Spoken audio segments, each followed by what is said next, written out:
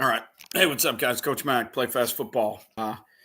Just got home from practice. We are in round two of the playoffs. We won Friday night. We won 42-20 or 42-21, something like that. So round two coming up Tuesday practice.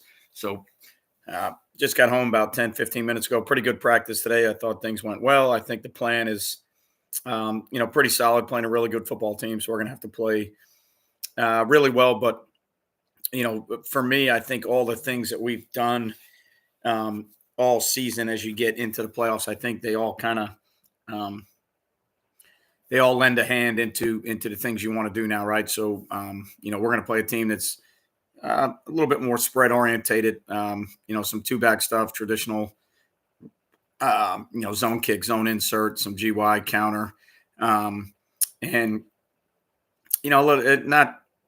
not too much big personnel, which is good for us. Obviously, they could change their game plan versus us, but the games we have on film, they don't want to play with that type of personnel. So, that kind of leads to where for us on the back end now, we can take all the versions of coverage that we played and we can try and put our kids in, the best situation, right? So we've got different ways that we can handle 3-by-1 and based on what they're going to try to do to us, we can, based on down and distance, we can get into some different deals because, when you're in week 12, you've been playing it all. So, when you get into round two, you got to be able to at least carry all the answers that you want. So, as far as the game plan, I talked about it last week. I did a YouTube short last week when I talked about it. And I mentioned how I probably had, I don't know, 14, 15 playoff game. Well, no, if you add some of the other rounds, 16, 17 playoff games, something like that in my career. And, throughout a lot of those games, kind of get in the habit of game planning too much and putting too much stuff in. And, I feel like last week we stuck to the things that we're good at. We do the things that work for us.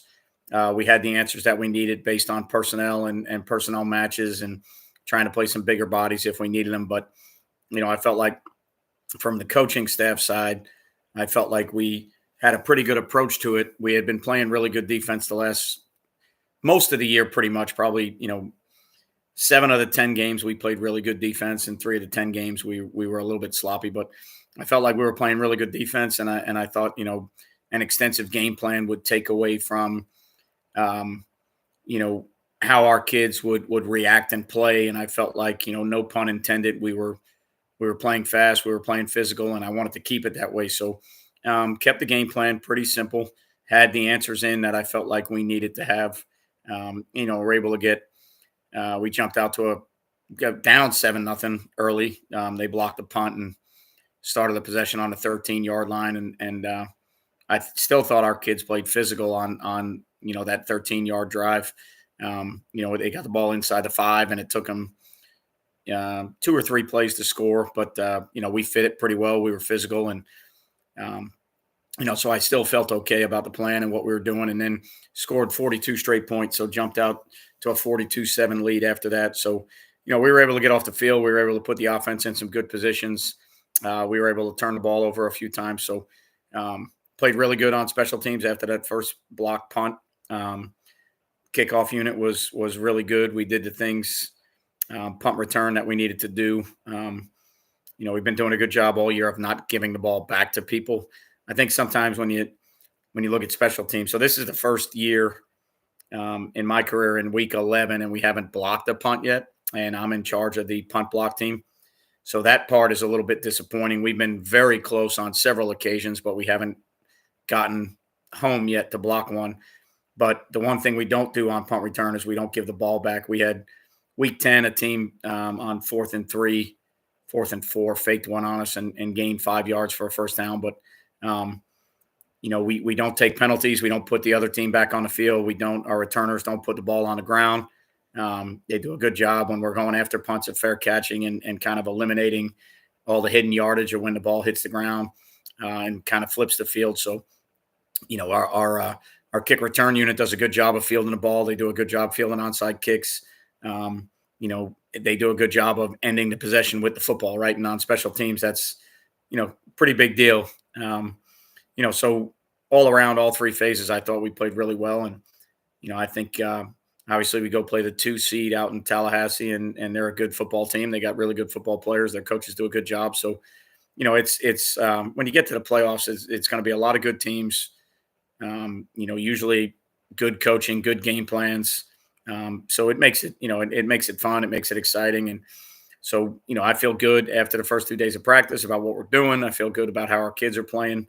Um, our approach, we're a split practice team. So we do offense and defense every day with a mixture of some special team stuff. So, um, that also, for me at least, that lends to not getting crazy, super intensive with the game plan because we don't have as much time as everybody else has, right? So, teams or defenses that would have Monday, Tuesday, Wednesday, Thursday, full defensive practices probably can carry a little bit more and do a little bit more maybe than we can. But the way we practice fits our team. The way we play fits our team. So try to get lined up, try to fit runs the way we fit them. Try and get our kids to see the things that we need to see and make the adjustments we need to make. And kind of go from there. So obviously, week 2, you want to be able to, we have answers that we can carry and go to if we need them. But there's only so many things you can work on in a week. So you want to do the things that your kids do well. You want to put your kids in position, obviously, to play as well as they possibly can. And I've learned through experience, the longer you do this job, the more, you get into playoff games, district championship games, things of that nature. The more you learn that it's not always about the game plan, right? As coaches, I think sometimes the game plan is when you get all these films broken down, all the analytics that are involved and, all the tools that we have in today's game to analyze opponents and tendencies and a lot of times I think you can get too involved as a coach in the game planning. Obviously, you want to put your kids in a position to win. And as a coach, you want to feel like you have an impact on the game, right? And your only impact on the game is game plans and play calls and clock management and timeout management and, fourth down decisions, things like that. But the physical part of the game is being played by the kids, right? That's always the way it's going to be at every level. Even in the NFL, those guys aren't playing. The coaches aren't playing the game. The players are playing the game. So, you've got to get it. Through my experience, at least, you got to get it to a point where you let the kids do the things that they know how to do, and you take your best shot, and you hope that it's enough, and you hope you have enough answers, and you're going to rely on the experience of the players that are on the field that have been there for 12 weeks, and if you need to make a change in game, you can make that change, and I feel like we're at that point now where on the back end we can change coverages if we need to. We've got some other fronts that we can play if the front that we go in with.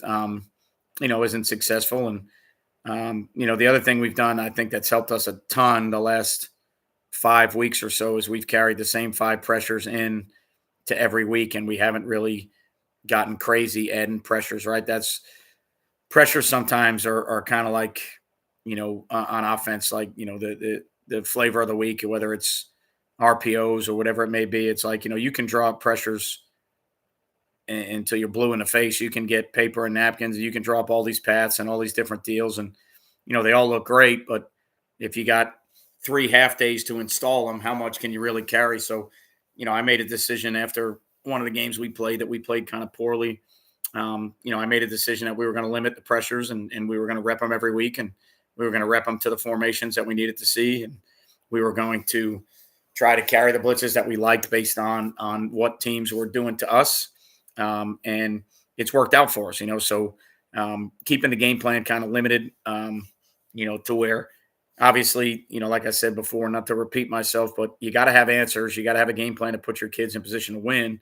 But at the same time, you don't have to lose the game for your kids because you get a little bit, you go a little bit overboard as a coach with the game plan. Because when you get this late in the season, all of a sudden, the way huddle is and the way things work with it's common knowledge that by this point everybody's probably going to have all 10 games you played, right? So everything's out there and you can choose to watch as many games as you want to watch, and you can dive as deep down the rabbit hole as you want to go with all those films. But at the end of the day, they're going to play the football that they think they need to play, and we're going to play the football we think we need to play. And I've got to kind of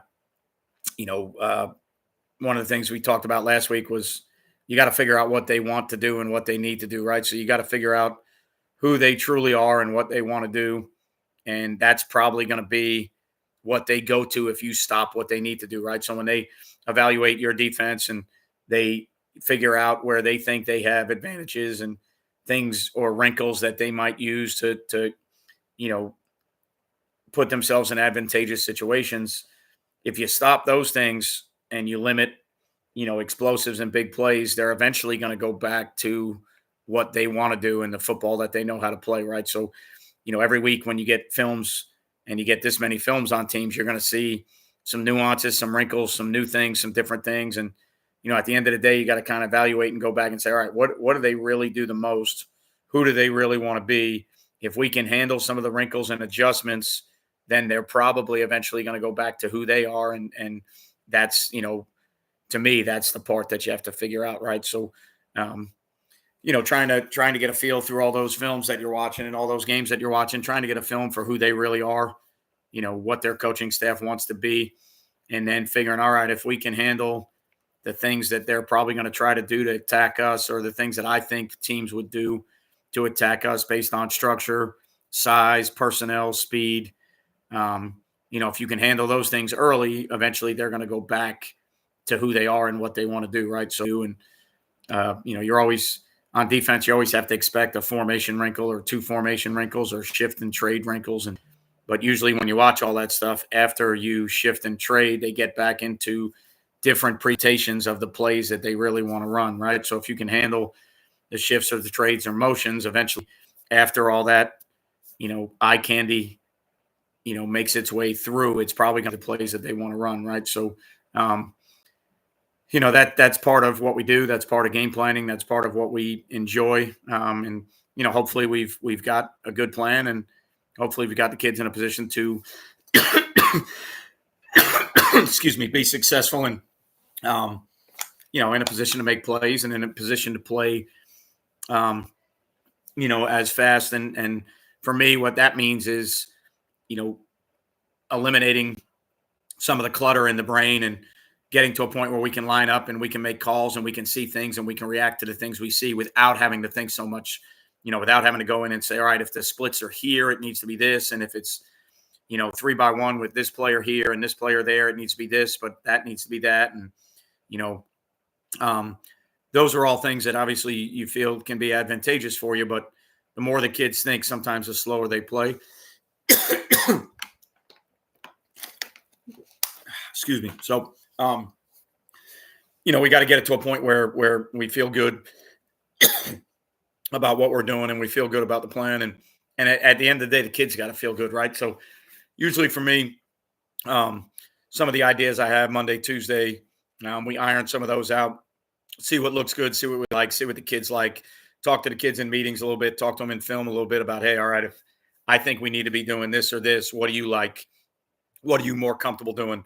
If it's, a lot of times we'll talk to our backers depending on who we're playing and, all right, what do you guys want to read this week? Do you want a full line read it? Do you want a half line read it? Do we want to go off of a sniffer or a Y off, or do we want to go off a mesh read, or, and I'll talk to them and see what they're comfortable doing. And, whatever they feel like they can read the best. And, that's a lot of times what we go with because they're playing, right? I'm not playing the game for them. They're playing. So, when you get this late in the season, there's got to be a trust factor between players and coaches. And you got to give your kids a little bit of leeway to say, all right, coach, I'd rather play this to a single receiver, or I'd rather play this if they're over split. I feel more comfortable doing this, or, whether it's your corners, your safeties, your nickel, whatever structure you play, whoever those guys are, you got to talk to your D lineman about, the fronts that they're most comfortable in and where they feel like they're most effective. And, you just put everybody in a position, from the coaches to the players, in all three phases, put everybody in a position to,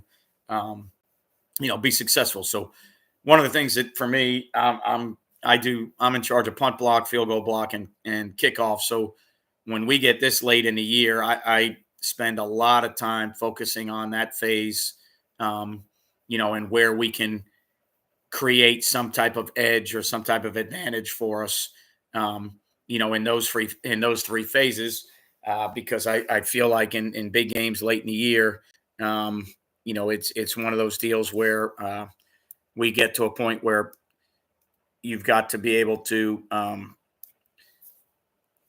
change field position. You got to be able to get momentum, change momentum in games, and special teams is to me, one of the easiest ways to do that. So for me, like punt block wise, I'm always going through everything and evaluating operating procedures and splits and formationally where we can get after punts and put pressure on the punter, because those are situations where, um, you know, you could get yourself into a position where you can change the momentum of a game, right? You can change the the uh, the ebb and flow of the game with a punt block, or with a punt that you force to be shanked, or you know, fair catching a punt at midfield and not letting it hit the ground, covering kicks and getting teams to start from inside their own 30. You know, if you can't, we right now we don't have the ability to kick touchbacks at will. You know, if we're downwind, we can get it to the end zone, but it's a little bit risky at times. So we do, you know, some different things on kickoff to try and keep the ball in play and to get down there and give our guys a chance to cover. So, um, you know, and then field goal block every week is just taking a peek at what teams are doing, where there may be some weak links and splits and how they protect it. And can we get after one? Where can we get after one? So, um, you know, at this juncture in the season and playoff games, I think you really need to um, analyze and evaluate your special teams, their special teams, because I think it's a huge part of every game, right? There's three phases in every game, but I think late in the year there's a lot of games that can be won or lost on special teams. So you know, we always try to create an advantage there. So that's one of the things I'm always looking at. You know, kind of the way we do things. Um, I'm going to try and answer that in a second, Admiral. Um, you know, the way we kind of do things, Monday for me, like on kickoff, is more of a drill work day. So, you know, working different drills on different levels of things that we need to do, like speed zone, butt side avoid. You know, our speed players that we expect to get down the field and make plays. They're, you know, we've got them, um, you know, avoiding blocks and then getting down the field, and we work with tackling rings a bunch and the types of tackles in open space that are going to happen on kickoffs. And we've got guys that are working shock and shed, and we work on vice in the football. And so we do, you know, kickoff wise on Monday, we do more drills. And then Tuesday we do the full unit. Um, and sometimes we work against a return group. Sometimes we just work, um, you know, the levels and the layers of the kickoff coverage and where the speed guys are going to be. And they're the first level. And then where the fold guys are going to be, they're the second level. And then where the safeties are going to be. And then we give them kind of a rabbit that's going to set the return either into the boundary or try to get back to the field. And our fold guys work on fitting it and vicing it and sending the ball back where we need it. You know, Monday and Tuesday is usually a heavy pride day, punt team day for us. So working on, you know, individual protection drills for the man side, the zone side, whatever it may be, whatever your protection is. Um, and then Tuesday we kind of put the whole thing together and we get looks at what their blocks are. Wednesday, tomorrow, we'll go through our punt block stuff. We'll have the one or two block looks in and then the return look in, and we'll try and get through those Wednesday, and then we'll touch them up again. You know, on Thursday, our head coach handles kick returns. So it's very similar. Monday, there'll be some fielding all the different kicks that we may see, you know, some of the squibs, the skies, and working on whatever onsides might be in. And then Tuesday, we'll kind of put the whole scheme together and we'll get a look, you know, against the coverage unit. So, you know, that's kind of the way we do things. And then from week to week, if we're struggling in one of those phases, we'll emphasize or spend more time, or if we feel like there's one of those phases that we can really create some type of advantage for our players, then, you know, we'll get an extra period of that phase in. But, you know, so that's where we were the first 2 days with special teams. And so what we're talking about, Admiral, is like, you know, half line stuff based on what we're seeing, pullers or schemes, gap schemes that we're seeing. You know, the backers may just be kind of focusing on what they're seeing on their side of the line of scrimmage, you know, down blocks, zone scoops, or whatever it may be, or pulls. And, you know, full line stuff for us is more when we're working, you know, versus zone schemes. And you know, we're not really concerned about pullers too much, or teams don't really pull people. Mesh reads are when, you know, for us in our tight front, it's who's got to fall back, you know, who's got a stack track fall back behind the four eyes into the C gap to kind of give us a bonus player on the quarterback based on where the back is set. And, you know, if we feel like there's not a read key that we can get, you know, and we feel like if we're playing a bunch of our tight front stuff, you know, we need based on, again, where the back is. So, like, the way I talk to our backers when we're playing like zone read stuff from one back 10 personnel, um, that would be a mesh theory for us. And I kind of talk to our guys, look, if the back is to me, I'm going to stack track, fall back C. If the back is away, I'm probably going to hammer the A, right? So that's their thought process when the back is set versus zone teams. And, um, if we don't get any pullers to take them off of those fits, then once we get the mesh, that's kind of where we're going to fit, right? So the guy that's on the side of the back he's going to track the back, and then he's going to kind of stack behind the 4i, or where the 4i is. And if the back stays front side, then he can, you know, track the back and fall back behind the 4i to the quarterback if he needs to. Because when you think about tight front stuff, you've got both B gaps covered. You've got an A gap covered by the nose. The backer that's away from the back takes the A gap off the nose. So you've got those four gaps covered. The way we play with our coverages, we usually have overhang. So if the zone hits front side and bounces, the overhang should be there. The overhang to the side of the back is going to be a lot slower into the fit. That's why we add, or at least in tight front, we try to fall back behind the zone stuff to get an extra body on the quarterback, because we don't want the overhang to that side playing too fast to the fit, because he's the RPO guy usually. They can cross read their RPO stuff, but most teams are going to RPO to the side of the back. And then with the tight front stuff, taking away some of the B gaps, we don't need to fold as quickly. So, we're always with our coverages and with our front, we're trying to get our backers to be where we need them to be. And we're trying to get that extra half a man on the quarterback, because we have some short edges, especially for us. It's more so to the side of the nickel, where that edge gets kind of, it's kind of short. If we're playing our min front stuff, we've got the jack to the weak side away from the nickel, so he can be a quarterback guy. So a lot of times the backer to the side of the jack can be a plugger and a fitter. He doesn't have to fall back as hard. The backer to the open end or to the nickel, usually for us, the Mike, the way we play it, our Mike has got to be a fallback, stack track fallback guy, and be behind the zone for cutback stuff. And then he's got to be there for the quarterback on pull, on pull reads. And, so, that's kind of what we're looking at when we're talking about half line stuff. A lot of times the half line stuff will be more gap teams, pullers, things like that. And talking to them about the schemes where, if you're going to see down blocks and gap blocks on your side, and then, the other side's probably going to see a puller. So when he gets a puller and he makes the pull call, we kind of fit off of that. So, in our tight front stuff, it's kind of simple for our backers. They're A to C gap players. If the D line does their job, which our guys have done a pretty good job all year, the fits kind of define themselves pretty simply.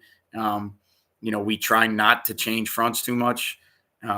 We only change fronts if we need to, because I don't like, especially in big game situations, I don't like changing the fits and the pictures for the guys. The more fronts, obviously, the more fronts you carry, the more movements you carry, the tougher it is on the offense. I certainly understand that theory, but it also creates a lot of different pictures and fits for your backers. And if you want those guys flying around and,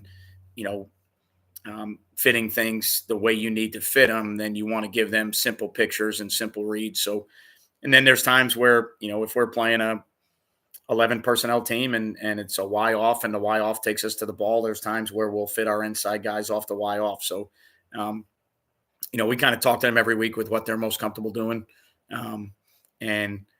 And from there, our linebacker coach kind of makes a decision. And he says, all right, well, this is what we're going to read versus these sets. But if we get these sets, we're going to read something else. And then during all week in practice, he stands behind them a lot of times in practice. And when the formation comes out, he just cues them and he says, hey, this is a yo-yo read.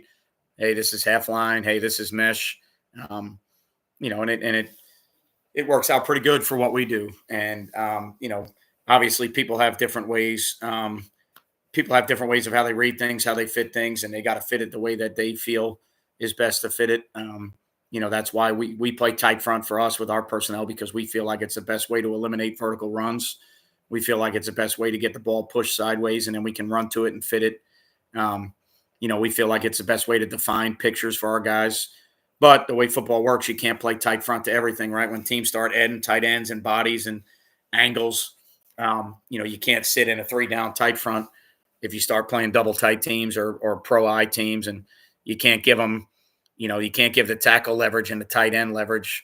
Then those gap schemes and all those C gap runs are now going to be an issue because they've got immediate instant leverage on your backers. And so, it's by formation, it's by scheme, it's by what you're seeing, what you're trying to defend, what you need to fit. But I've just found I used to be, I used to be from the mindset of the more we do on defense, the harder it is for the offense. And the older I get and the more I do this, the more I find that the easier we keep it on defense, with a front that is difficult for people to, game plan. For me, philosophically, tight front is a little bit more difficult for people to game plan. I feel like I have a pretty good idea of what most teams try to do versus tight front. So even though they know that we are a predominantly tight front team or a mint front team, yes, they know that. Yes, they can get a little bit extra work against tight and mint front. But at the same time, my kids know that too. And we know where the fits are going to be based on the runs that we're going to see. So, that was as I got older, that was kind of and then some years where we struggled, that was kind of a philosophical change for me. I went from, hey, let's do all these different things because the offense has got to prepare for it and it makes it really difficult on them, and kind of changed my mindset to saying, hey, let's do these things really well and our kids will run around and they'll fit it. And then let's carry the answers that we need, to protect it. Right. So if you're a tight front team, you're always going to need answers to the C gap. So when we were tight front three high, we constantly had to figure out how the middle safety was going to play and where we could gain him on certain run schemes, where we could gain him because we have two short edges, right? If we've got, a nose and 2-4 eyes and we're playing with overhangs or we're playing split field coverage, we're not adding a fourth rusher. Both edges are short now. So we got to kind of figure out how we're going to protect that. So, for us, like when we're in our mid front stuff, well, the weak side edge is protected because the jack is there. The strong side edge, or the nickel side edge is a little bit weaker for us. So we've got to have deals to protect that. And, one of the deals is getting into under front and playing a 5 technique and a shade to that side instead of a nose and a 4 eye. One of the other deals is sending the nickel from the field and spinning behind him and playing 3 deep and dropping the jack, since we use the jack, as a fourth rusher 85% of the time. You've got to have a change up where you drop the jack. So, and then some of our pressures, obviously, we're protecting the C gaps with pressure. So you just got to keep those things in mind that, what you're doing, where you're vulnerable, what they probably can do to attack it. And then you just kind of piece it together to have all the protection pieces that you need, for that, structure that you're playing, what your base structure is. Again, like I said, I used to carry everything, movements, pressures, different fronts, but in the time that we have to practice in a week being split, when I add up the practice time that we have on defense, there's no way we can fit all that. So it just doesn't make sense. Kids won't play. They won't play as fast as you want them. They won't play as clean as you want them because they're guessing. And every time the movement changes and the front changes, it changes the fit. So, for us, it's all about, that's the picture. That's what we want to create. These are the runs we think we need to defend because this is how people attack tight. And now based on our coverages and what we're doing, let's go fit those runs. So, player on the half line, still learning. Yeah, so the overhangs usually are going to be some type of triangle read from tackle to near back, or however you want to look at that. The overhangs are going to have different reads than the inside backers, obviously. So that's a kind of a different component or a different piece of it that you got to look at. And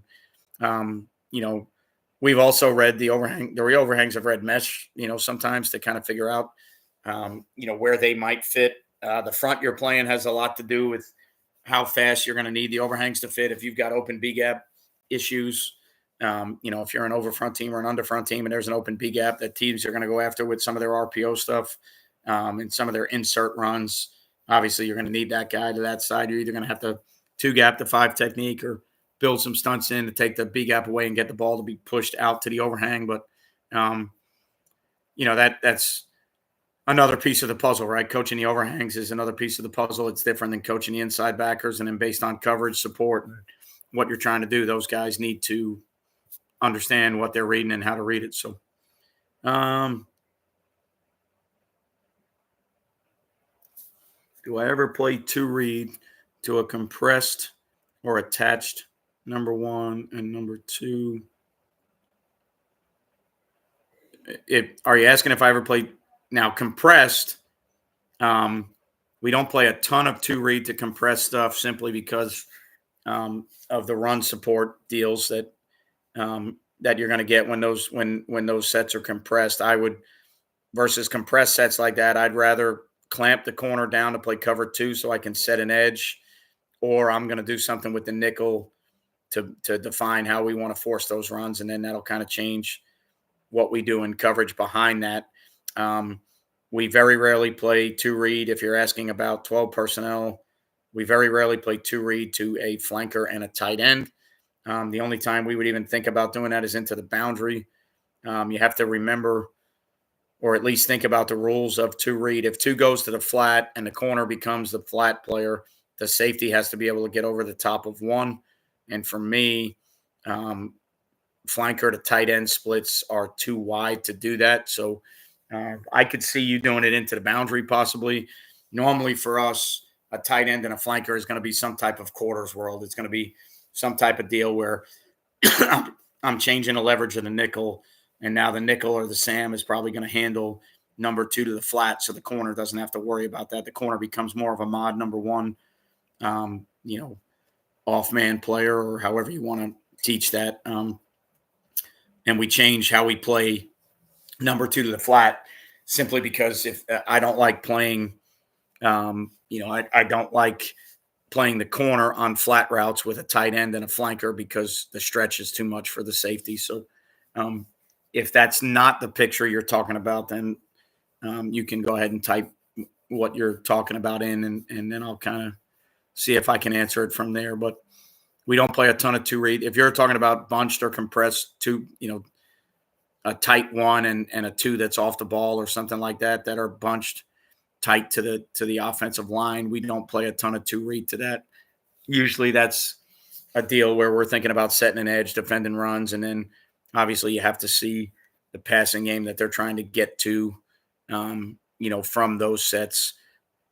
So those, anytime you play like, a good friend of mine calls them classy sets, right? Like anytime you're playing those bunches and condensed stuff, you got to figure out what you're trying to do and what your game plan is that week to handle those sets. And, usually for a lot of those teams, they can only do a few things out of those sets. So you navigate your way through the film to figure out what they're really trying to get to in those sets. And then you kind of set your coverages up to be able to handle the runs and the passes that they're going to use out of those sets. So, a lot of times the teams you play are not going to live in a truly. Now, the teams that get really difficult is the teams who's, kind of combine the theory. They're either compressed or they're super wide, right? So like Tennessee does a bunch of that stuff where it's like, all right, we're either extremely, extremely wide or we're really condensed, right? And then from there, you just got to figure out, all right, when they're really wide, what are they trying to do? When they're condensed, what are they trying to do? And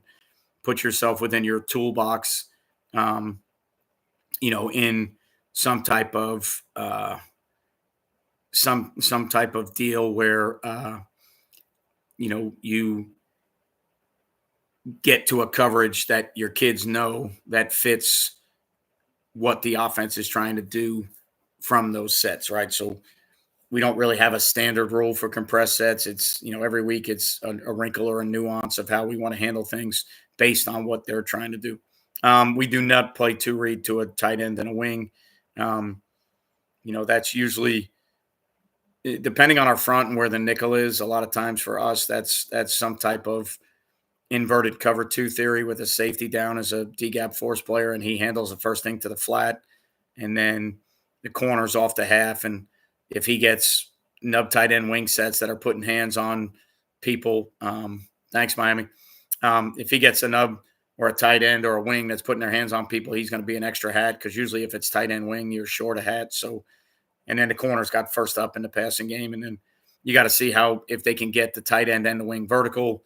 Then if they can do some things where the tight end and wing both get vertical, now you're going to have to play probably some type of um, zoned out zebra quarters theory where the corner's first up and out and the safety's first up and in. And then you're going to need your nickel or somebody there to support that because you probably won't fit those runs as quickly as you would from a base. I don't play a ton of base quarters to tight end wing because the way we teach it with our rules, the corner and the safety end up on top of each other with how they are, by rule, camp rule, base rule, with what they're asked to do. I don't like the split of a tight end wing to play quarter. So um, there's times where it's hard cover two, and maybe we walk the nickel up in between the wing and the tight end to kind of make it an issue and get the wing to declare that he's going to block that down on their perimeter runs, and then the corner's there to support it. So, um, again, it's kind of philosophical, but at the same time, it's game plan. What are they doing? What do you do? What do your kids do well? What do they do well? What are they trying to do from those sets? So, um, that's the thing that's helped us a bunch this year, playing mint front stuff, is when we get like a lot of 11/21 personnel where they go tight end wing with twins to the other side. That used to give our three high stuff and our tight front stuff some issues. Um, and now with the mint front stuff, we can set the nickel to the passing strength, which is the speed of the twins, and then to the tight end side, away from the nickel tight end wing, we now have the jack who we can play in a 7, or we can play the jack in between the tight end and the wing based on what we're seeing. And now it makes us a little bit better to that side, that 3-man surface or 4-man surface with the tight end and the wing. So the 3-4 mint front stuff for us has been better to that personnel group. That used to be a formation and a personnel group in our 3 high stuff that a lot of people would try to get into because it really messed with our rules a little bit. And, we had to carry some answers out of our 3 high package to defend that. And the 3-4 stuff this year, we've defended that set, that grouping, especially like tight end wing to one side, twins to the other, 2x2 with the back. We've been able to defend that a lot better this year with the mint front stuff and having the jack there as a 7 technique, or depending on the game plan, maybe he's that knife player between the tight end and the wing. And then the 2 open side, we see 2 open all the time. So for the nickel and the corner and the safety, that's for the biggest menu of what we want to do to 2 open, based on if the nickel or the jack is there, what we can do with those guys. But, we've got, at least to me, I feel like we've got way more answers to 2 open than we do to tight end wing and sets like that. So, but it's an issue. 12 personnel is a bitch. 12 personnel with tight ends that are physical is a bitch. Guys that can get down the field and catch passes. Like, now you got to figure out how you're defending it vertical, but how am I going to get hats to the run game? So, fortunately at our level in high school, 12 personnel is probably one of the tougher things to find, for those offenses trying to find guys that are tight ends that are on the ball, off the ball, can play in space, can run routes, and can physically block people, right? Usually in high school, it's one or the other. If you have those guys and you go 12 personnel, it is really one of the teams we play, one of the better teams in the area, and one of the games we lost this year. It's that personnel grouping that really kind of gives us some issues, and they got dudes out at the wideout position. So, if you're trying to play any quarters deals and you're playing mod man on a guy that's going to Baylor or a guy that's going to Ohio State, that's not the greatest matchup either. So, we still have the ability to rotate and play 3 deep when we need to. So, I feel like we've got a lot of answers and a lot of things in our system that we can do.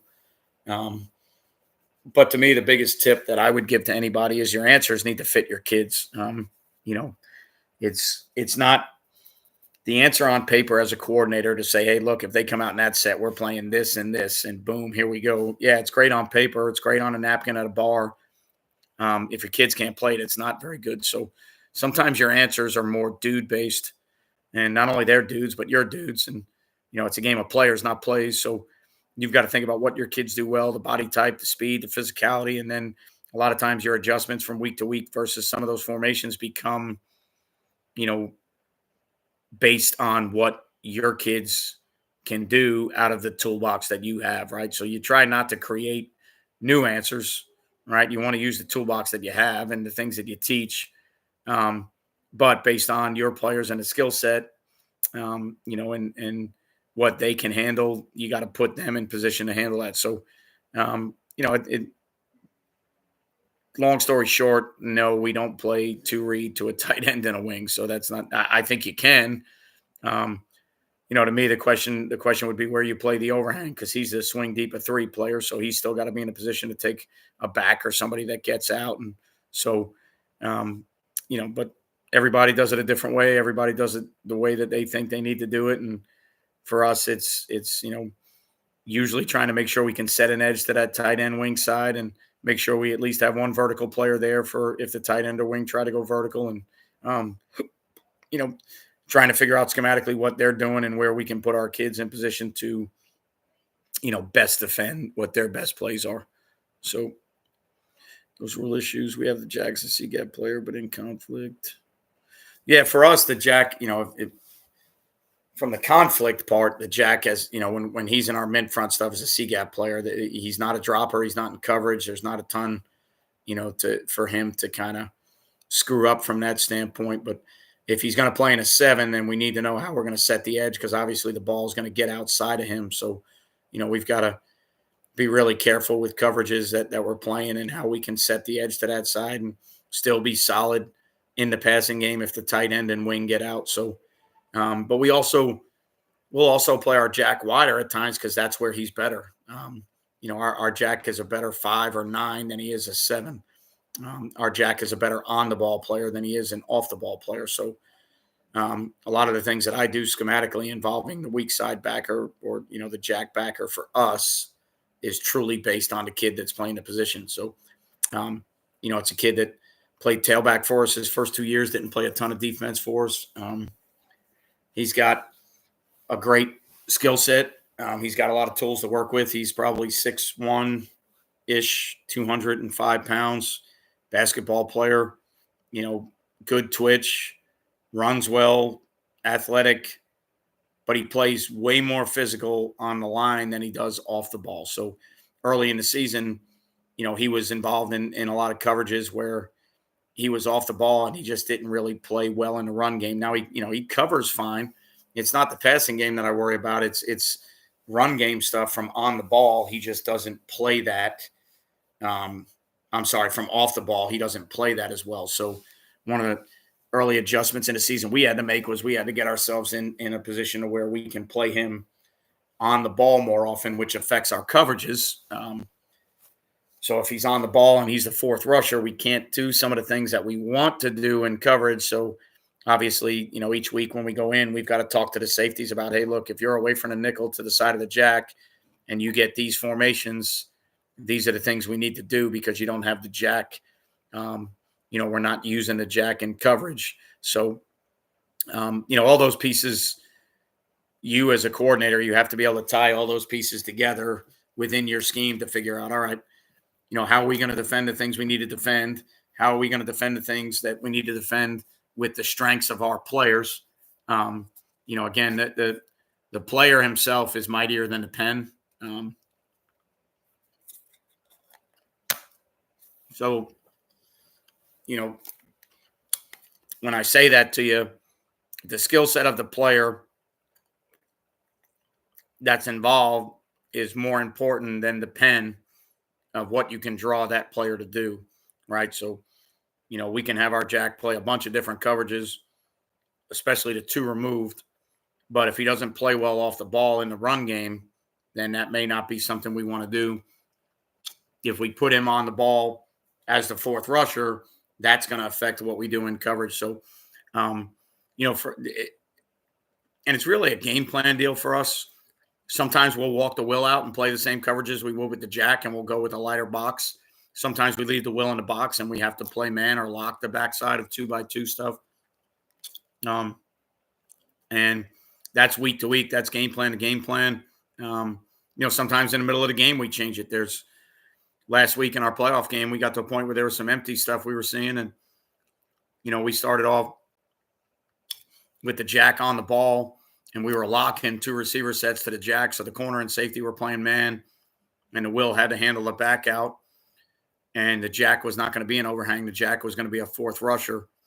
And then we got a lead, and we figured that in those sets, they're probably going to have to throw the ball. So, at halftime, we kind of made the adjustment and said, hey, if we get empty now, on the backside of it, we're going to use the jack, and we're now going to play, some of our 2 read and some of our cover 2 stuff. And we're going to use the jack as an overhang and a dropper.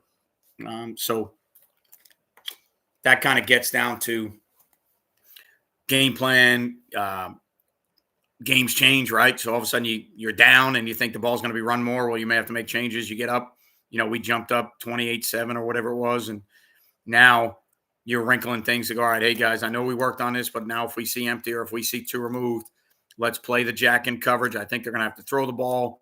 If they run the ball, it plays in our hands. So even though we don't like the jack off the ball as a run player, for his skill set and what he does best, I think it's better right now to play these coverages and force them to run the ball because we're up 21 points. All right. So, but that's like all the cat and mouse game and all the things that go in. And, the biggest thing is having the flexibility and the ability to change and carry a way that you play things. So for us, like camp rules based way of playing it, if the jack had 2 receivers, he was a coverage guy. If he had a tight end and a flanker, he was an outside backer playing quarter stuff. And he was a curl flat guy, and he had to carry wheels, and he had the first to the flat. And the safety took 2 vertical. And if it was 2 removed, we would play our palms deal, or we would play some of our cover 2 deals, or, that was originally camp rules. If he had a single, he was part of the rush and he was going, right? That's how we built the front. That's how we built the mid front rules. And then after a couple games of seeing what he's good at, we got to a point where we tied him to the front and said, look, I don't care if you get 2 removed. I don't care if you get tight end flanker. We're going to handle it by playing man to man, or we're going to handle it, by quote unquote locking it with the corner and the safety, simply because I wanted the jack to play where he plays best. Right. So that is just, for me, that's part of our package that just needs to be communicated to the safeties. They need to know away from the nickel, coach, am I using a jack? Yes or no? If I'm using a jack, then I know I can make these calls. If I'm not using the jack, then I know I have to make these calls versus at least 2 receiver sets. So, the other thing for us that philosophically for me was a change, was playing with more of a true Sam linebacker. How we handled 3-by-1 stuff was completely different than anything we've done the last couple of years, and anything I'd done in the last probably 15 years. I had played with 3 safeties for 15 years at least, or close to 15 years, something like that. So a lot of our 3-by-1 deals were based on having 3 safeties and not having the bar of the backside safety. And when we figured out after our spring game last year and through the summer, when we figured out what our personnel was, having a true Sam linebacker, I can't play those coverages anymore. So I have to find a way to wrinkle what we're doing. And a lot of times it's borrowing the backside safety to get into the deals we want to get into, which means we got to lock the single. This year we're better at corner than we've been, so I was okay with that. When we're in mid front, we've got the jack to the weak side, so I was okay with teams not just getting into 3-by-1, forcing us to poach the backside safety and then hammer and run game at the single, because that is like, if you coach high school football and teams are 3-by-1, you better have an answer for single side runs, and you better have an answer for a single that's a dude, because that's what most offensive coordinators in 3-by-1 are going to go to the single. It's cheap. It's easy. Run game at the single without an overhang or without a safety that's short because he's poaching to the 3 receiver side. That's easy. Putting a dude out there and getting the matchups you want. If the safety's poaching and you're getting man, now you got to cover their best player, man to man. So that stuff is easy. Guys going to the trips and, especially like spacing concepts and passing game concepts to the 3 receiver side, you don't see a lot of guys that live in that world. Um, so for us, though, it was philosophically for me and our kids, it was a change because we hadn't played the last 2 seasons. I was, I've been at the school that I'm at now, and then the previous 12 or 13 seasons as a three high team. Hey, Brad, how you doing, bud? As a three high team and a split field team, even when we were 4-2-5, we always played with a third safety. So our 3-by-1 deals were, basically how we play without poaching, and then how we play when we need to borrow a guy. And it's kind of, for me, 3-by-1 is real simple. You got to have a deal that handles the trip side, which means you're going to be a little bit weaker to the single, and you have to have a deal that brackets or doubles or puts extra droppers to the single, which makes you a little bit weaker to the trip side. Right? It's very hard in football to defend the three receiver side, the single side, and fit runs. There's not, a lot of magic bullets, to be able to defend all that. So, you've got to be able to defend a trip side for teams that are good enough to attack you there. And that means you're probably going to be vulnerable to the single. And then you got to be able to handle the single, which means you may be a little bit vulnerable to the trip side. So, and again, that's game plan, being comfortable with your kids. And this year for us, the comfort level became playing a true Sam linebacker, which affects how we handle 3-by-1. So, it's been good to us for the personnel that we have. I'm definitely more comfortable in a three safety world, especially when we're seeing 3-by-1. But, it's not about so much my comfort level as it is me being comfortable with the players that are on the field, and the guys that are on the field playing, they have to be comfortable with what they're playing. So putting a guy in a position that's not, doable for his skill set just because that's what you do, isn't always the best answer. So 3-by-1 for us philosophically was a big change this year. And that'll be one of the deals we work on tomorrow. Our base way of playing 3-by-1 on Friday night, and then the answers that we need to have if we're not handling 3-by-1. If they go to it now, if our base way of dealing with it is good early, then we're fine. If our base way of dealing with it isn't good early, then we have to have those adjustments. So that'll be part of, our practice plan tomorrow. The Wednesdays for me is usually a pressure day. That's the day we focus on the pressures that we're running and the pressures that we like and how we need to play the back end behind those pressures. But tomorrow, one of the wrinkles in our practice plan is going to be, a 3-by-1 deal where we're working on some of the change-ups we may need if our base way of playing 3-by-1, isn't working, so to speak. So, but again, that's like I said, week 12, I now have the ability with all the things that we played throughout the year. I now have the ability to talk to the kids about, okay, we can do this, we can do this, we can do this. The bigger thing is communicating to them when, where, and why you want to do those things, right? So you can carry your 3-by-1 answers, but based on down and distance, personnel, groupings, splits, when do we want to be in this coverage? When do we want to be in that coverage? That's the harder part, the communication of how to get those calls in the right situations, to me, is the tougher part. I think we have the ability to play all those things, obviously, within the toolbox of things that we've done all year. We can piece all those things together. And with sideline replay now and the ability, my safeties don't play a ton of offense, so I get to talk to them. One of my corners is a running back, and the other corner is a receiver that plays. So, CN, love it. Love the UK. It's one of those deals where I get a chance to talk. I get a chance to talk to our guys about what we may need to do. At least the safeties, they're kind of the quarterbacks on the defense for me in coverage. So as long as I can talk to them, I'm good. If they're playing offense or I can't talk to them, that's where we get stuck a little bit. But personnel wise for us right now, they don't play a ton of offense, so that's a huge bonus for me. My nickel doesn't play a ton of offense, so that's a huge bonus to me that I can talk to those guys about 3-by-1 adjustments or things that we need to do. So tomorrow we'll take a look at that. in a specific 5 to 10 minute period of handling 3x1.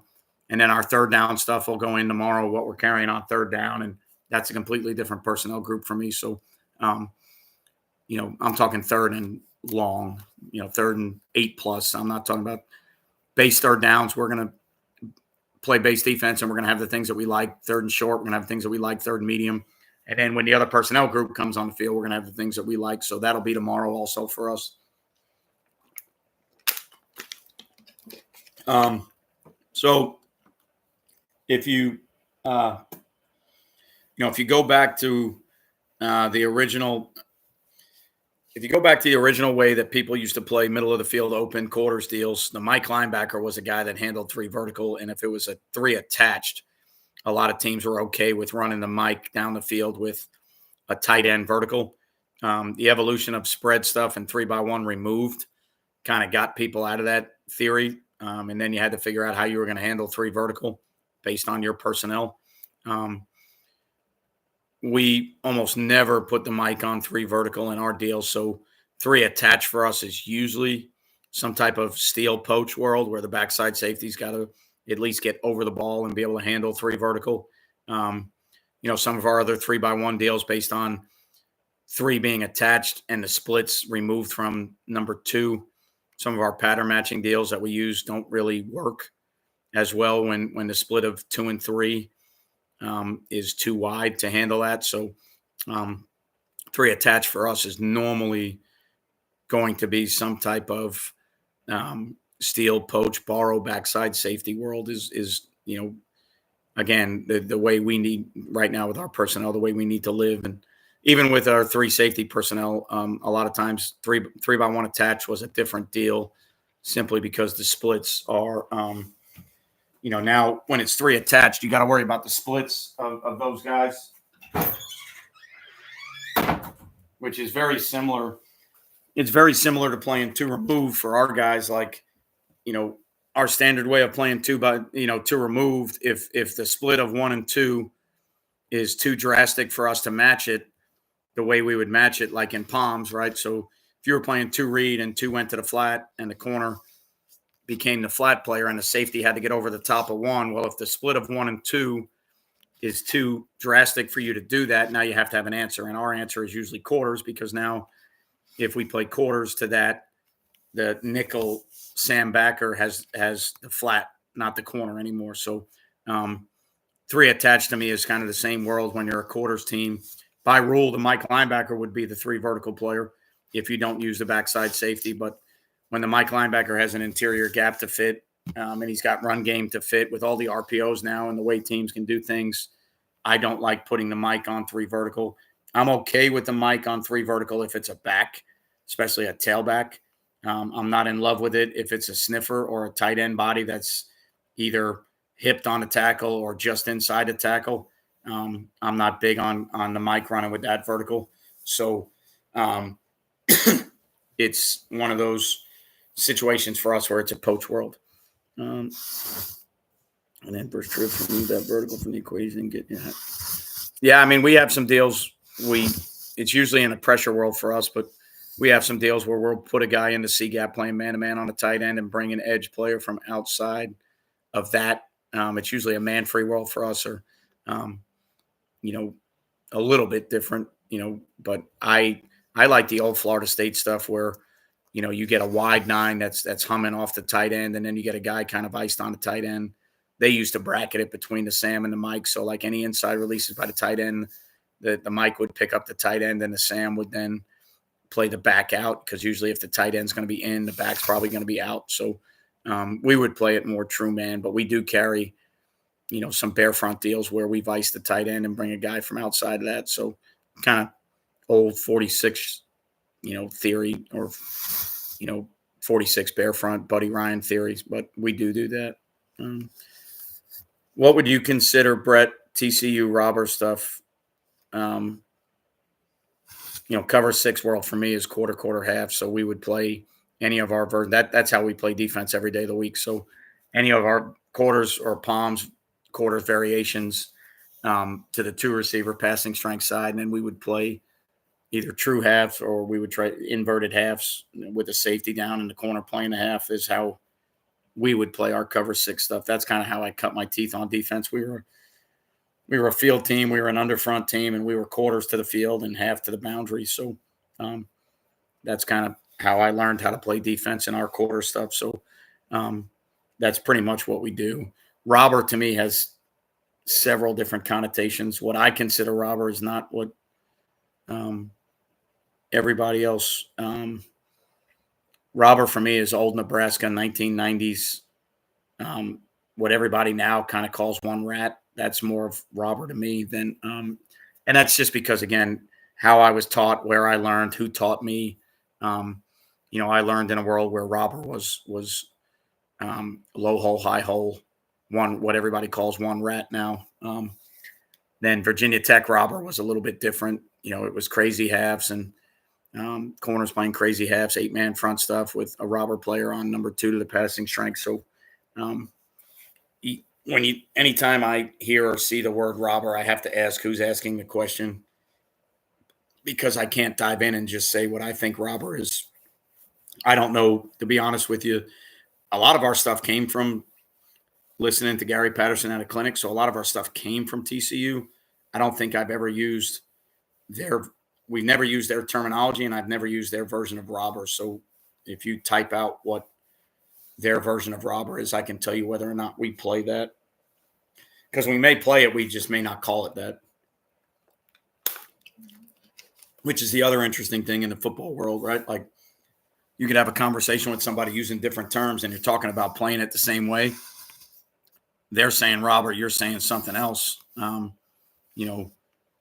lot of times when I talk quarters, people, until you sit down and talk with somebody, they have a different version of what their quarters is, and I have a version of what my quarters is. So Palms and Two Read are essentially same coverage, but different corners, alignments. TCU robber spur was swing deep at 3. Corner has in and out or China rule. Safety has robber rule based on 2.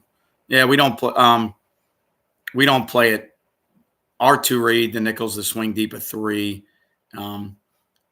but the corner would be the flat player on 2 to the flat.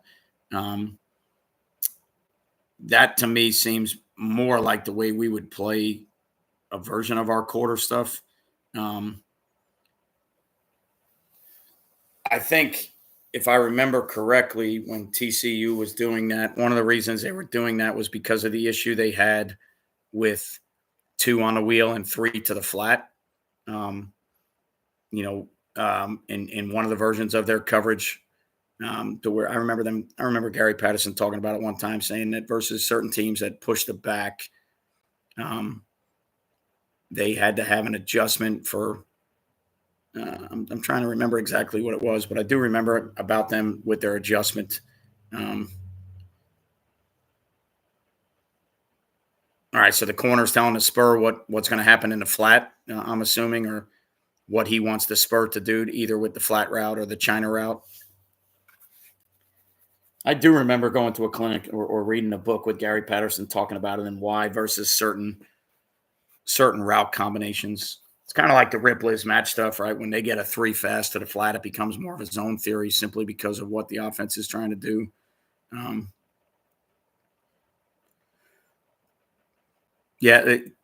CN, the thing with coverages is it all depends on who you learned from and where you learned from. Like all the terminology gets so crazy with what people call different coverages.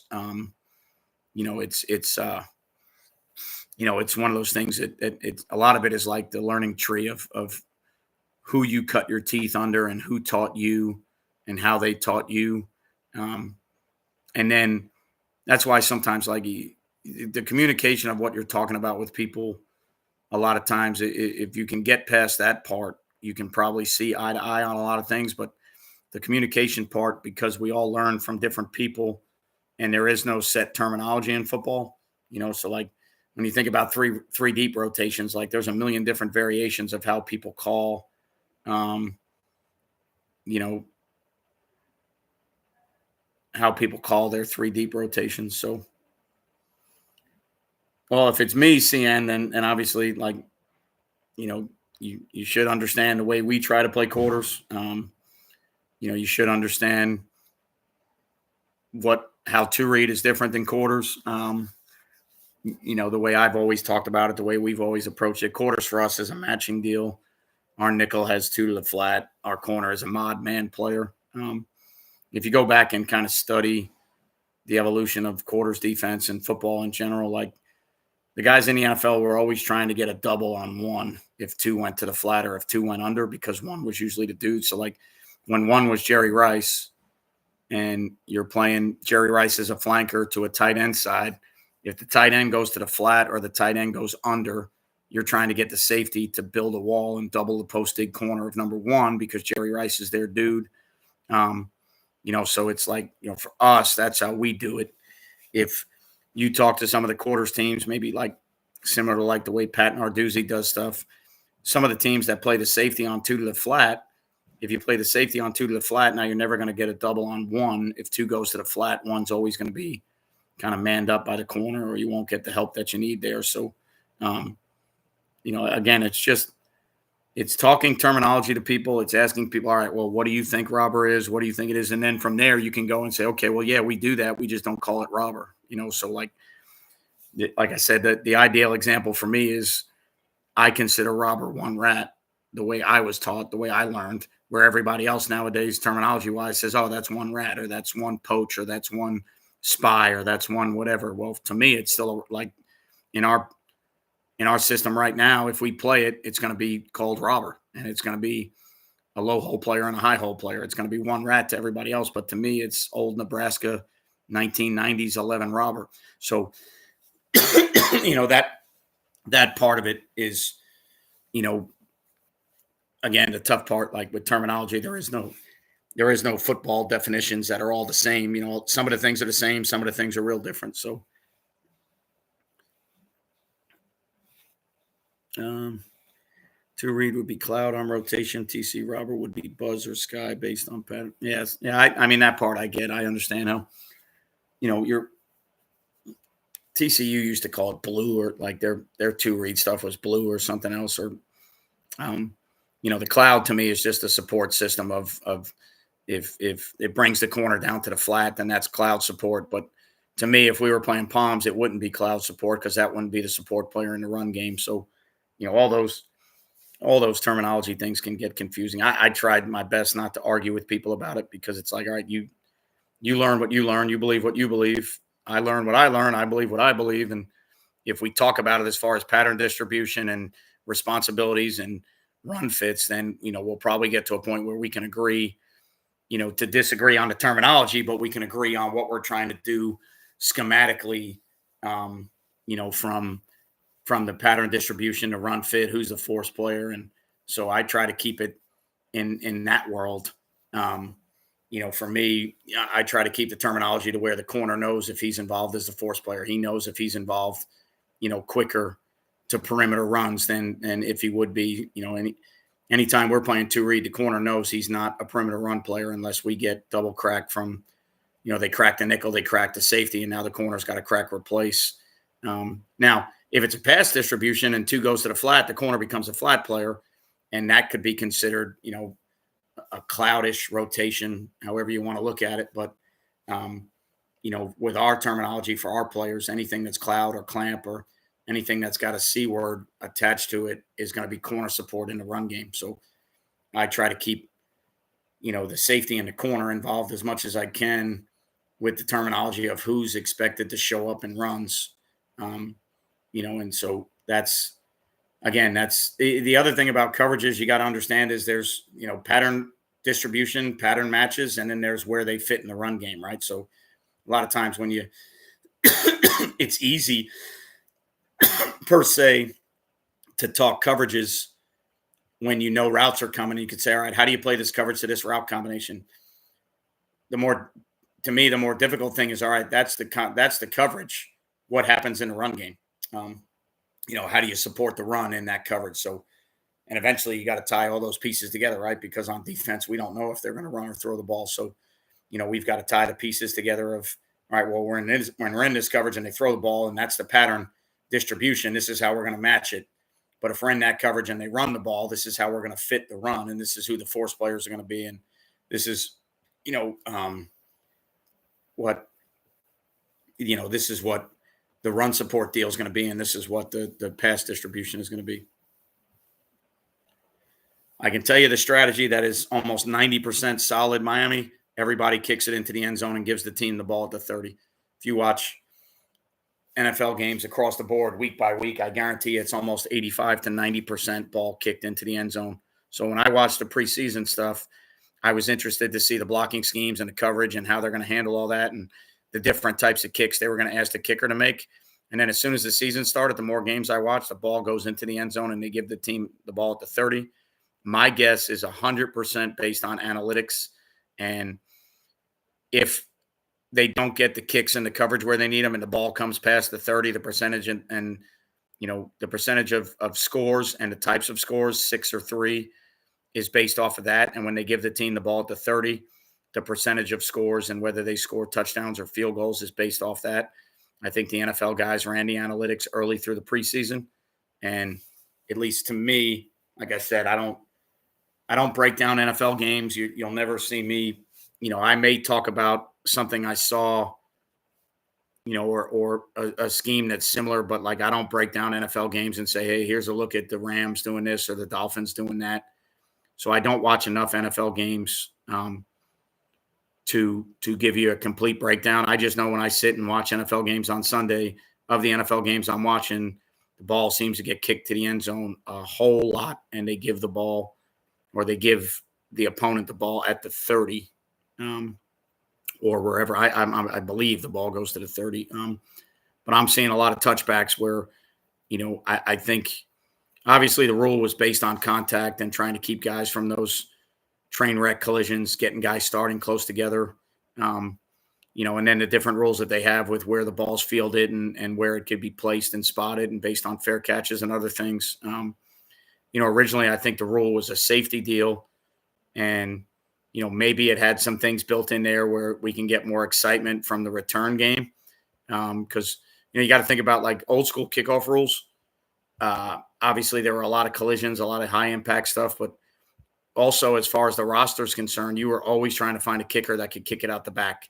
And if you could kick it out the back and place the ball at the 20, that was the best way to cover kicks and the best way to handle your kickoffs, right? So a lot of times you might have a roster spot in the old NFL days where if your field goal kicker wasn't the guy that could get it out of the back of the end zone, you might have had a kickoff guy and a field goal guy.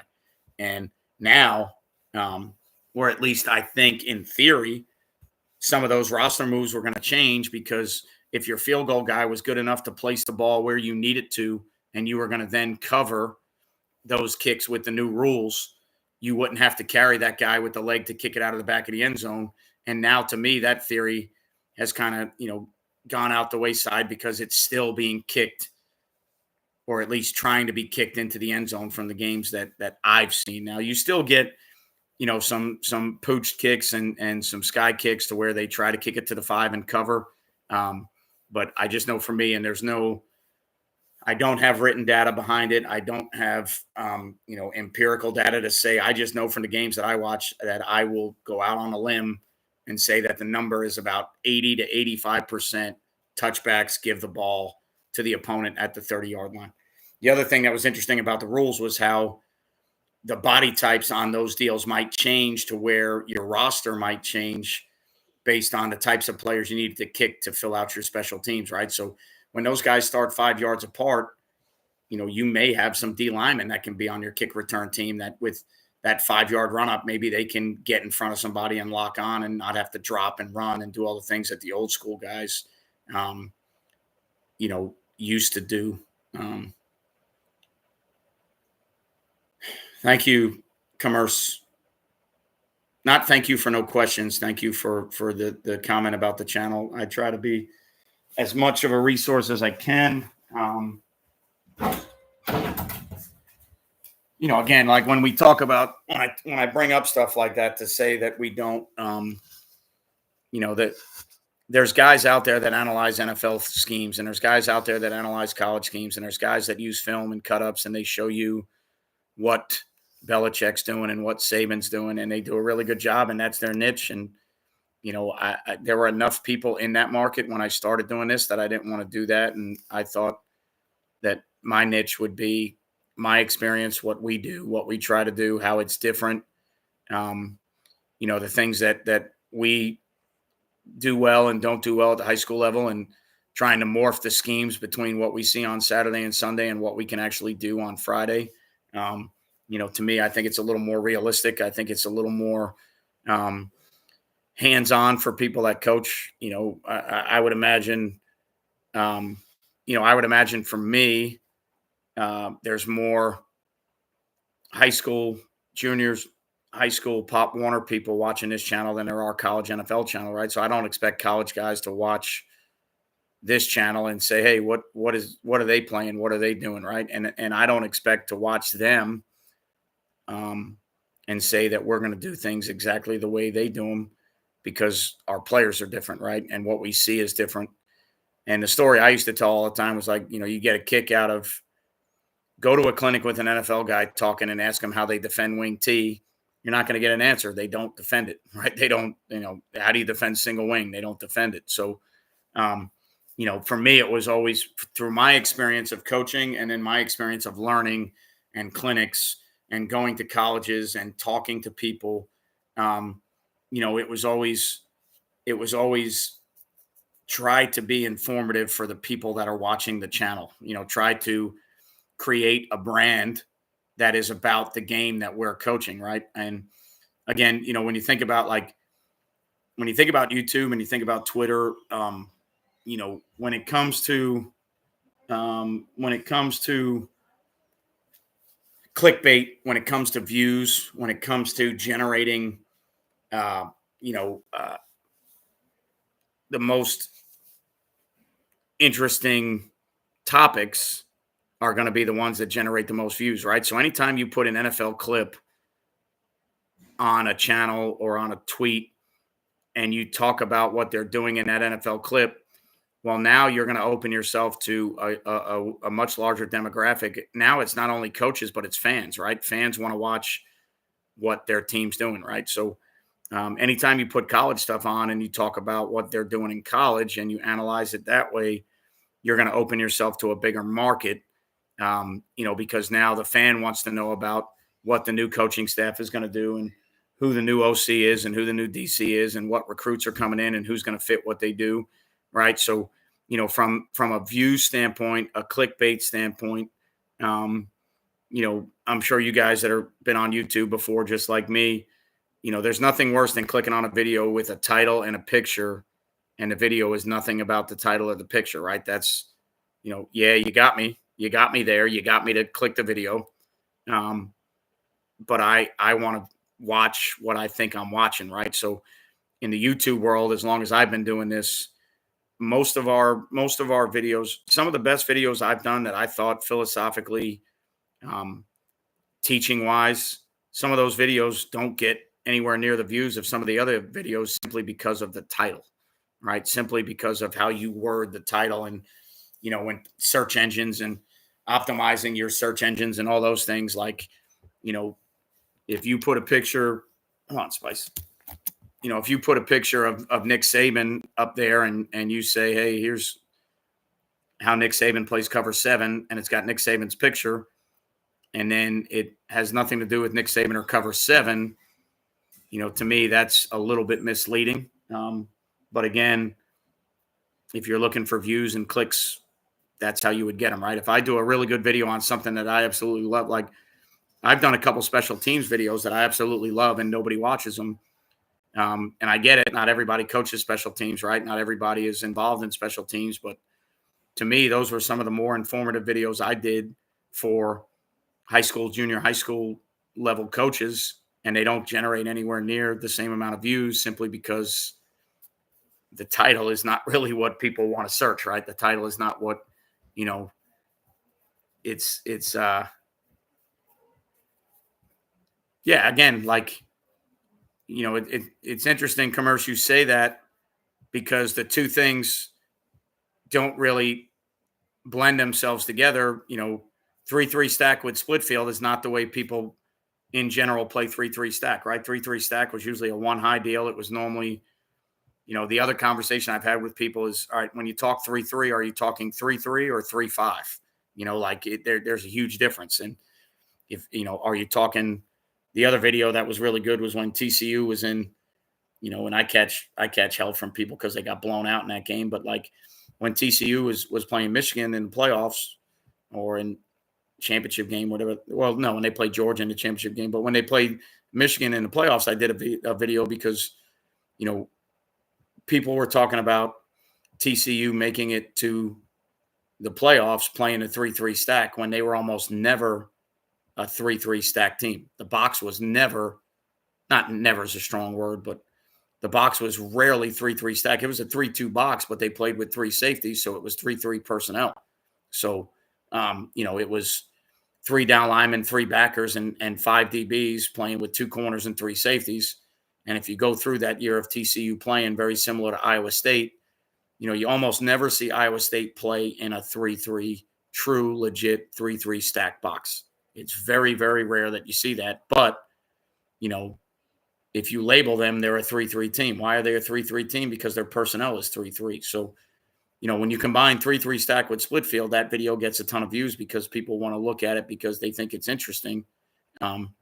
Because a 3-3 box is normally not played with split field coverage. So, again, that's not to go off on a tangent about it. Football's football, right? But like that's the analytical world. That's the clickbait world. That's the title. That's the thumbnail. That's the, and anytime you watch, if you're a content creator on YouTube, anytime you watch YouTube videos telling you how to create better content, thumbnails are going to come up, right? That's the way the brain works. People see pictures, they see a thumbnail. Oh, let me watch that.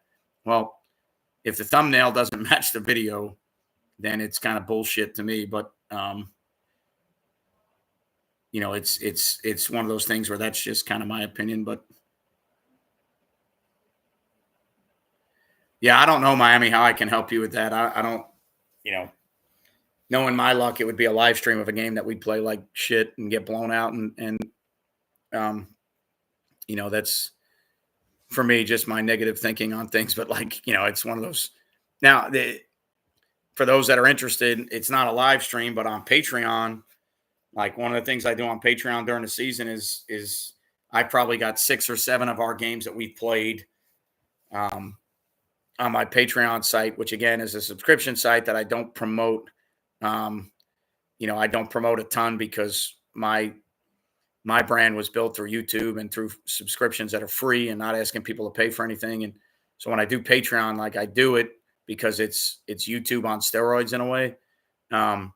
But I don't promote it as much as I promote YouTube stuff because I'm still loyal to the YouTube audience. And Patreon's $5 a month, I think it is, the subscription. It's never changed. I've never changed it. I've never done anything. I just figured out how to do Patreon. And when I did it, that was a way that I could put different videos up than YouTube. So, but I go through like drive by drive. I'll go through 3 or 4 drives in our game and I'll talk about what we played. I show the video of what we played. I talk about what was good, what was bad, where we had issues, where we were, we were good. And then for me though, the thing about that is, obviously I don't put a lot of video clips of us playing on YouTube because I don't want that stuff out there. I'm not the head coach. It's my defense, but it's not my content in theory. And YouTube is obviously a free platform. So, I don't do a lot of that stuff there. I do it on the Patreon site because there's way less people watching it. But I wanted at least some platform where people would see us playing the things we play.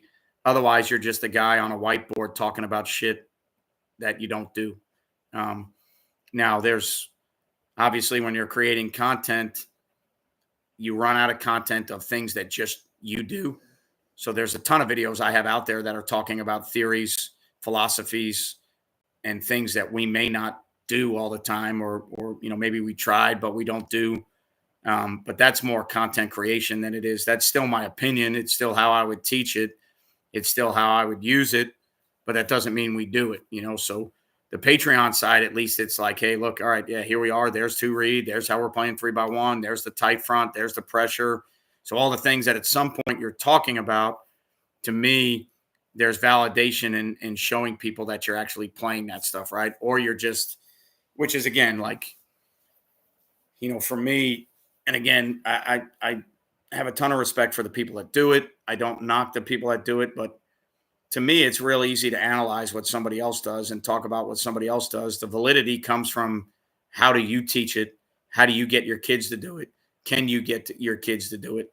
The knowledge and the clarity or the eloquence with which they present the information is awesome, and those guys are all really smart guys. But I think to me, that's like it's so much easier to say, all right, look, here's Nick Saban playing that and finding the clips of him playing that. I have no idea how he taught it. I have no idea how many times he repped it during the week. I have no idea what part of his install that is. I just know that that's him playing that, right? So to me, it's more about, hey, here's what we do. Here's some of the things we do. Like this year, we were really good on kickoff. We open, and this is, a pretty good story. So I get kickoff coverage for the first time. I didn't have to worry about it the last couple of years. And coach assigns me kickoff coverage, and we go in our preseason classic, and the first kick of the game goes to the house for 90 yards. And I'm thinking, well, shit, I've got kickoff, and the very first kick of the game of the season in preseason, the first play that we play goes to the house for 90. This is going to be a long, long year. And from that point on, we haven't given up a kick return past the 50. The only ball that got past the 50 on us two balls got past the 50. One of them was a sky kick that the kicker missed, and he kicked it to the 40. And he completely missed the ball. They fielded it at the 40 and returned it 9 or 10 yards, and the ball was across the 50. The other one was at the end of a game where we tried to squib a ball. We had a 17-10 lead with 26 or no, less than that, probably 16 seconds left in the game. And we tried to put one on the ground ugly. And we tried to get it ugly down the right side, and the kicker missed it like an onside kick left, and they fielded it at the 50 or somewhere around there. And it wasn't set up to be an onside kick, and it was set up to go right. So like it completely screwed our guys up. But those are the only two kicks that have gone past the 50. But yet, if I do kickoff stuff, like I said before, if I do kickoff videos, people don't really watch them, But if I did a kickoff video that said, hey, here's how the Seahawks cover their kicks, that would be, obviously a bigger deal, right? But that's kind of a side note, kind of a tangent. But we've been on for almost an hour and a half. Awesome night. Again, anytime I can do this with guys. And obviously, as the season winds down, we'll be doing more of this in the offseason. And we got the college playoffs coming up, the NFL playoffs coming up, so many different things that we can talk about. And, at that point, when it comes to YouTube Live, I will get into like some of the college matchups and some of the things that I like with the matchups and schematically what those matchups are. I know there's 3 MAC conference games going on right now, but they, once the season ends and we'll get more into that stuff, and there'll be more YouTube Lives than there are during the season because I have more free time. But appreciate you guys being here. Appreciate everything you do for me, everything you do for Play Fast. And make sure if you get a chance, if you're in the market for hats, make sure you check out Dome Hats. If you're in the market for Sideline Replay, make sure you check out GameStrat. If you're in the market for a drone, Fly Route Drones. If you're in the market for sublimated items, custom sneakers, obviously we have Brand Tech, right? I got to promote the people that have been good to me and the people that take care of me. Locally in Northeast Florida, we use Baker Sports. Like this shirt and everything I do is Baker Sporting Goods. So, Modern Football Technology, which is an app, not an app. It's more of an analytical tool or a tool for analytics that in-game helps you chart games and sorts out the data for you to make it easier to make adjustments and play calls. And, so all the companies that take care of me, I got to make sure I take care of them. So, I know not everybody's a head coach. Not everybody has the budget to make those decisions. But if you're on a coaching staff and you need Sideline Replay, or you need hats, or you need gear, or you need other stuff, just, please check out the companies that that I represent and that represent me. Loyalty is a huge deal to me. Taking care of people is a huge deal to me. And I think they're really good products, right? We use, obviously, I wear Dome hats all the time. I'm wearing Baker Sporting Goods. We use GameStrat at the high school that I'm at now. We use drones for some of the stuff we do. So anything that I believe in, if I can get it at my program, I'm going to try and use it and make sure, you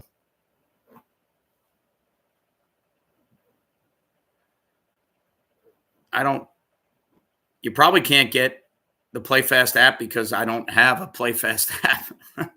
If you're talking about a PlayFast app, there isn't one. Maybe we can create one. I don't know. But if you're talking about other PlayFast stuff, overseas becomes the issue. I've had several people overseas ask me about hats and different things like that. And, like when it comes to merchandise, it becomes really expensive to ship stuff overseas to people. So that unfortunately is kind of a pain in the ass deal with like merchandising stuff. But if you've got an idea for a PlayFast app, then let's let it rip and see if we can come up with something. So, again, great night, great questions, great interactions. One of the reasons I like doing live is I liked the interaction of what live stuff can be. YouTube videos are great, but it gets really weird talking into a camera when you have no idea if anybody's going to listen. So when you're talking to a computer, it's a little weird, but I know how many people are in the room and guys are asking questions and communicating. So this is a little bit more comfortable at times than doing YouTube videos because you're speaking into a camera and it's like, all right, 200 people may watch, 2,000 people may watch. I have no idea based on the topic and what's going to go on. So again, appreciate you all. I hope you're all healthy. I hope you're all doing well. If you're still playing, I hope you keep winning. If you're playing us, obviously, I don't want you to win, but I don't know if anybody on this stream is playing us. If you are playing us, hopefully I didn't give out too much information. But, thanks for being here. Thanks for being on the live stuff. Thanks for following PlayFast. Anytime you need to hit me up on Twitter, anytime you need to hit me up with a direct message or, if you want to leave a message somewhere on YouTube or on a video, if I see it, if I get to it, if I can answer it, I'll always get back to you. So thanks for doing what you guys do. Thanks for taking care of us. Thanks for being loyal to Play Fast. Remember, you won't play well until you play fast, and we'll see you guys next time.